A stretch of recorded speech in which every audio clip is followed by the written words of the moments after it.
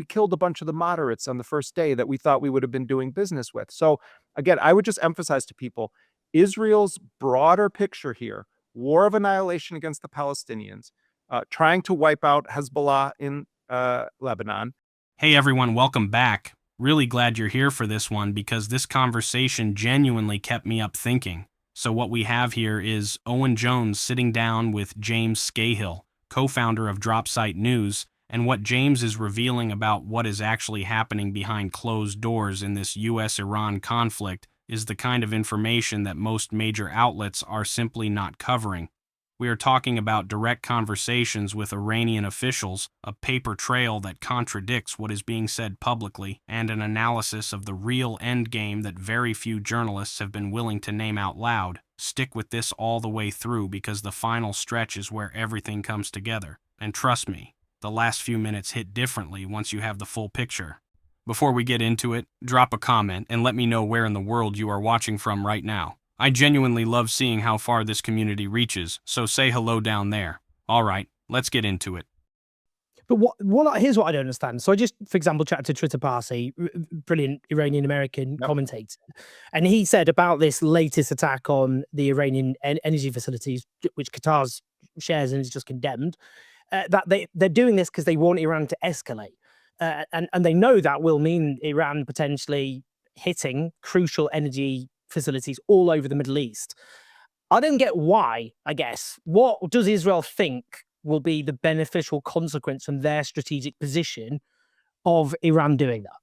Oh, yeah. I'm trying to think of how to say this in a kind of brief way. The only points at which there's a divergence between the agendas of Israel and the agenda of the United States, certainly under Trump, are on sort of minor tactical or technical issues. And I think this may be one of them. It's going to be interesting to see how the White House responds to this issue of oil infrastructure.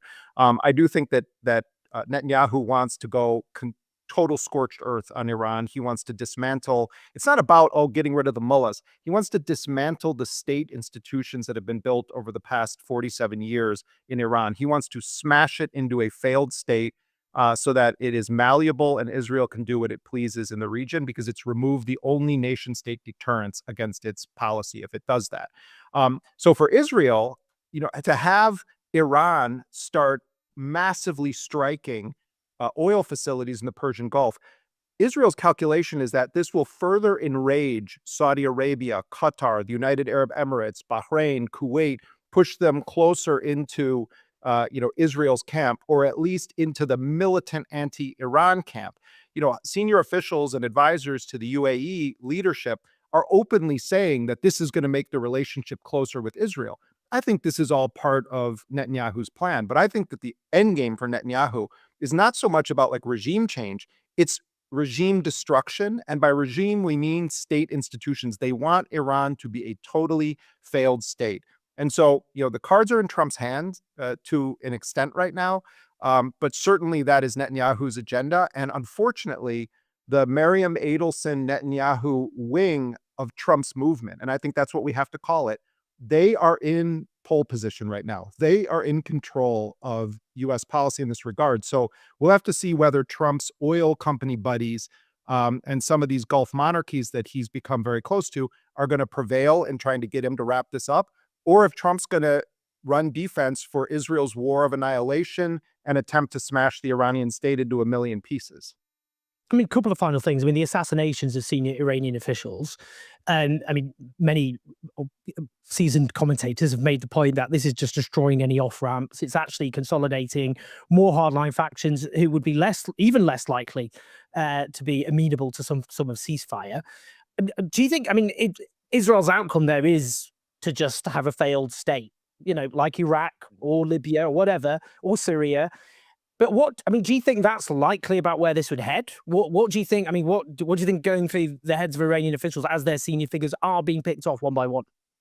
On one thing I was thinking about, and you and I have talked about this before, when the so-called war on terror sort of was launched by Bush and Cheney, and they sort of started to normalize assassination as a central component of American foreign policy. The U.S. has always engaged in assassination. So has Israel.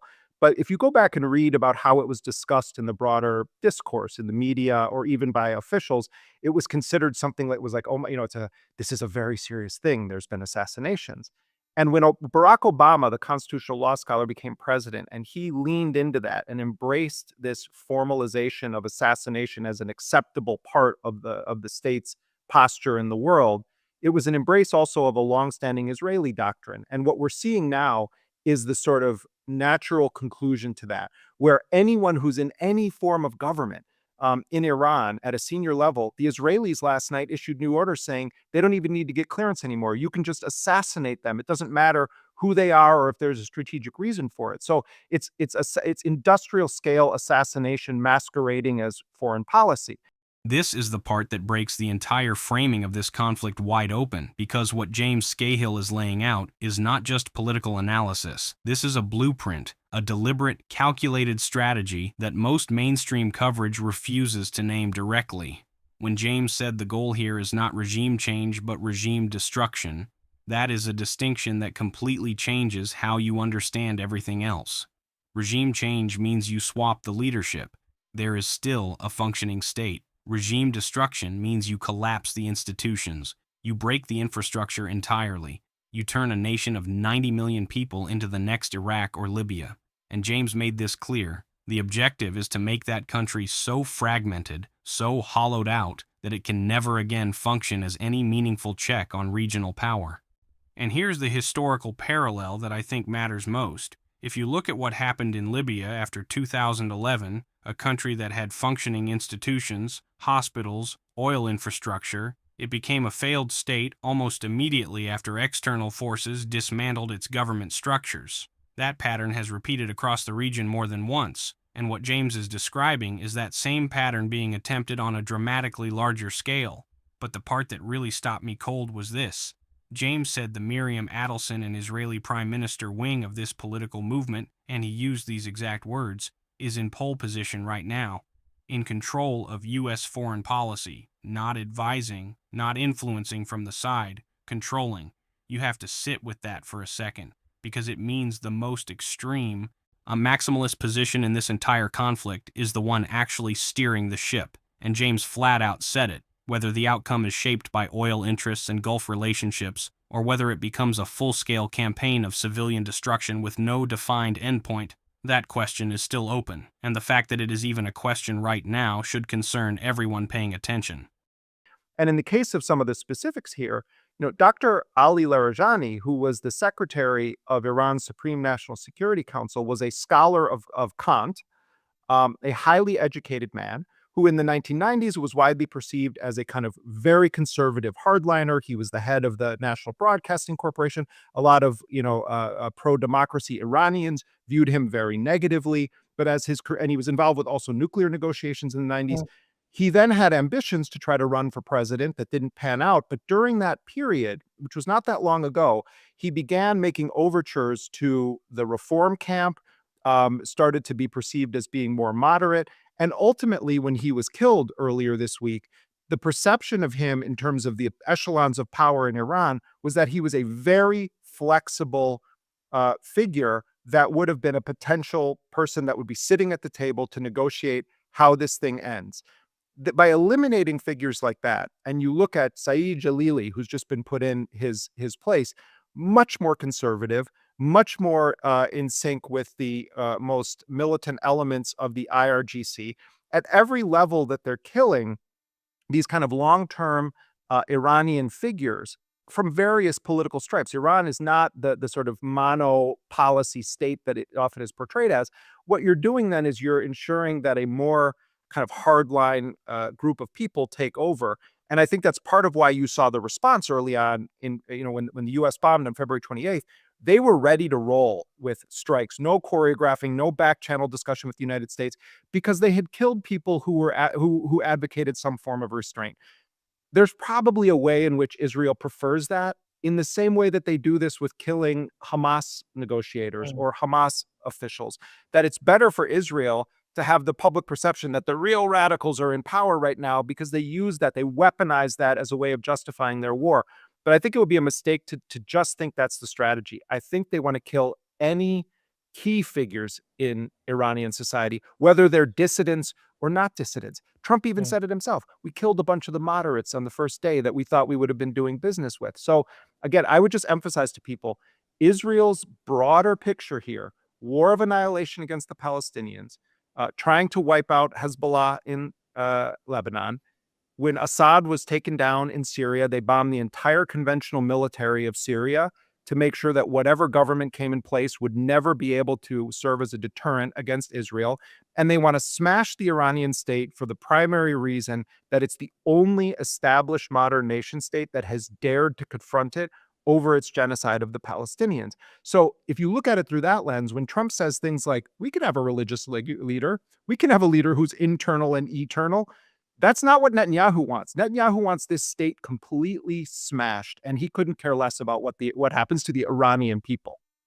James used a phrase that I genuinely cannot stop thinking about. He called it industrial scale assassination masquerading as foreign policy. And once you hear it framed that way, everything else in this segment clicks into place. Because this is not simply about eliminating active military threats. If that were the actual objective, the focus would be on weapons infrastructure and battlefield command. But what James is describing goes much further than that.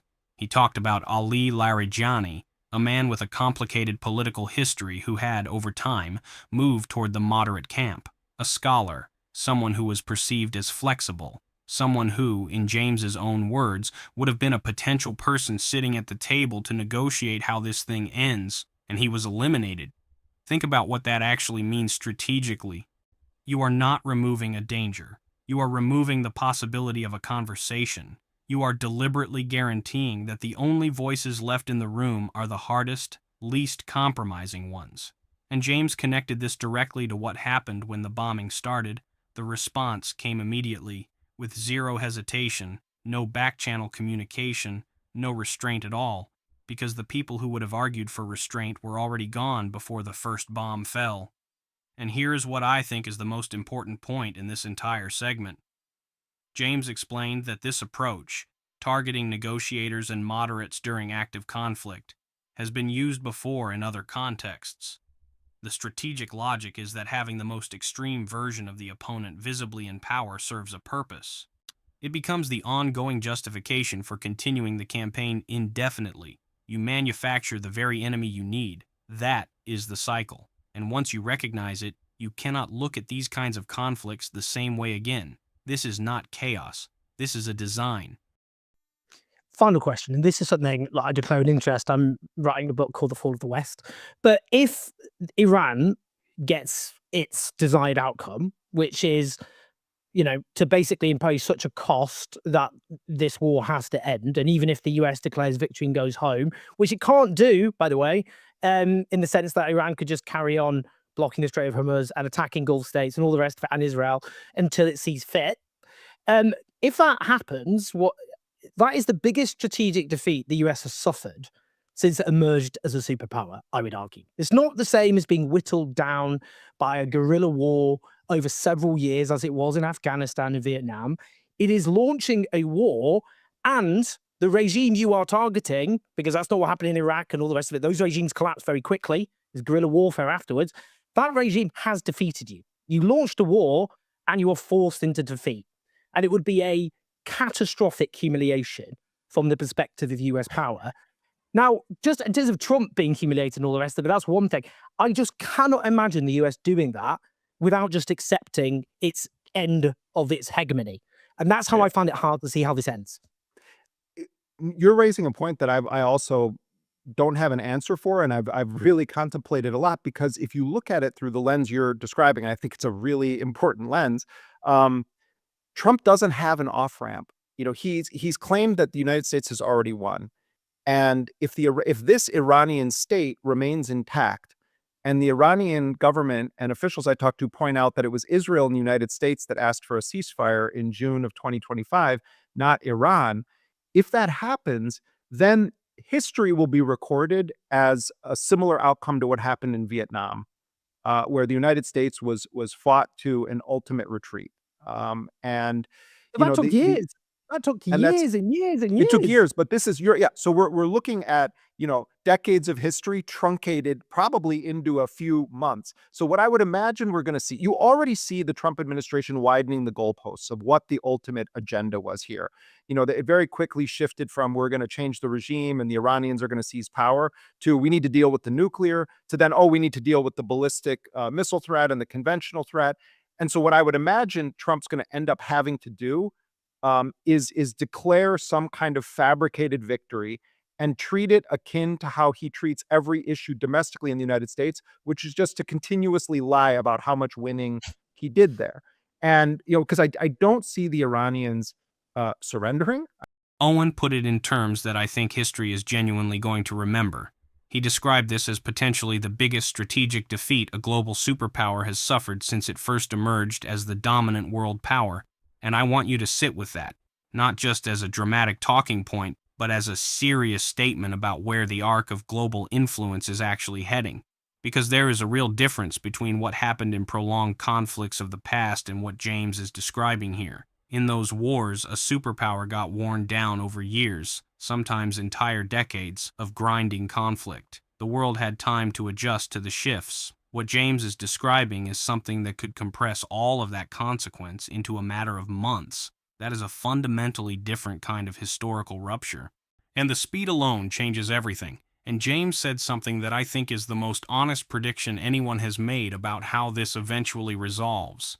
He pointed out that the stated objectives have already shifted multiple times, from one goal to another to something else entirely, and his read, based on direct conversations he had with people inside this process, is that what we will eventually see is a fabricated victory, packaged loudly, sold confidently, regardless of what the actual outcome on the ground looks like, because that is the only available exit that does not require admitting what really happened. But here is the line that I cannot stop thinking about. James said, and this came directly from Iranian officials he personally spoke to, that it was the US and Israel that requested a ceasefire in June of 2025, not Iran. If that becomes the verified historical record, then the entire narrative of who held the stronger position in this conflict flips completely. The story being told publicly and the story that actually happened become two different things. And that is exactly why conversations like this one matter so much. Most people are consuming a version of these events that is being carefully managed. James Scahill and Dropsite News are doing the work of making sure the accurate version gets documented while it is still happening. That kind of journalism is rare, and right now it might be the most important kind there is. So what do you guys think of this? Leave your thoughts down in the comments, please like and subscribe, and I will see you in the next video.